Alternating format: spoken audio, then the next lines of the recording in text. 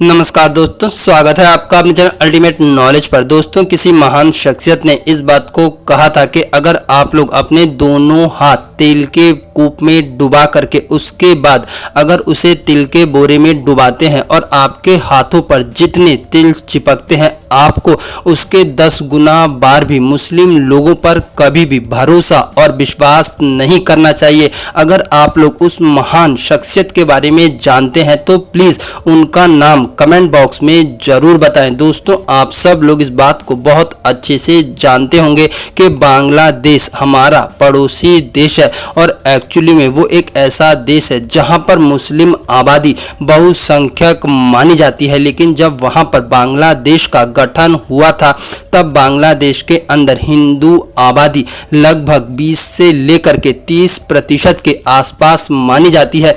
लेकिन आज वर्तमान के समय में बांग्लादेश के अंदर हिंदू आबादी महज 8 से लेकर के 10% की रह गई है।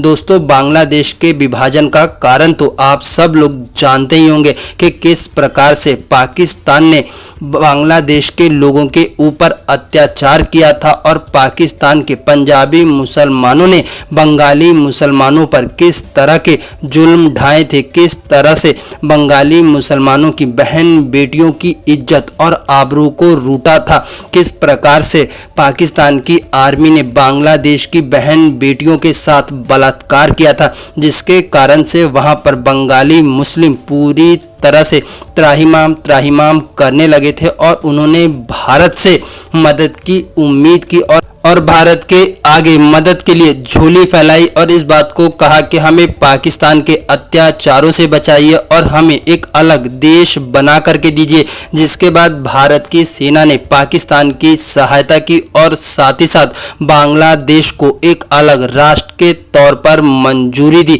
जिसके बाद वहां पर बंगाली मुसलमान खुशी से झूम उठे और उन्हें अपना अलग देश मिलने के बाद बहुत ज़्यादा खुशी हुई। दोस्तों, जब बांग्लादेश का गठन हुआ तब इस बात को पूरी तरह से कहा गया था कि बांग्लादेश के अंदर जो भी हिंदू रह रहे हैं वो वहां पर पूरी आज़ादी और सुरक्षा के साथ रह सकते हैं। लेकिन कहा जाता है कि इस्लाम हमेशा ही अपना रंग दिखाता है और पीठ पर छुरा मारना इस्लाम की बहुत पुरानी आदत है।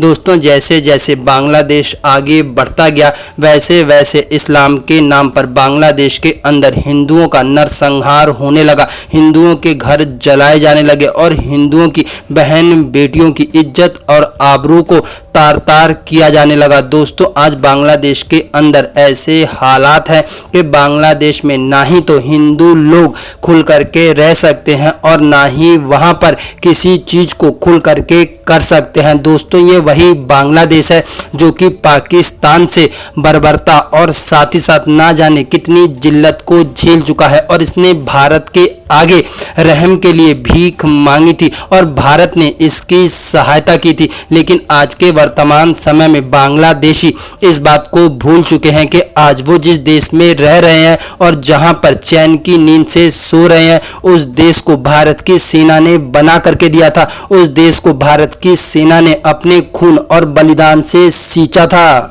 इसीलिए इस बात को कहा जाता है कि कभी भी इस्लाम और मुस्लिम धर्म के लोगों पर विश्वास नहीं करना चाहिए, क्योंकि वो समय आने पर अपना रंग जरूर दिखाते हैं। जिस प्रकार से बांग्लादेश ने अपना रंग दिखाया, वो इस बात को भूल चुका है कि वो मुस्लिमों के अत्याचार से ही त्राहिमाम हो गए थे, जिसके बाद वो मुस्लिमों से अलग हो करके रहना चाहते थे और उसके लिए भारत की सेना ने अपनी कुर्बानी दी थी। लेकिन आज बांग्लादेशी पूरी तरह से दोगलेपन पर उतर चुके हैं। दोस्तों, आप लोगों का बांग्लादेश के इस दोगलेपन के बारे में क्या कहना है? प्लीज़ अपनी राय कमेंट बॉक्स में ज़रूर बताएं।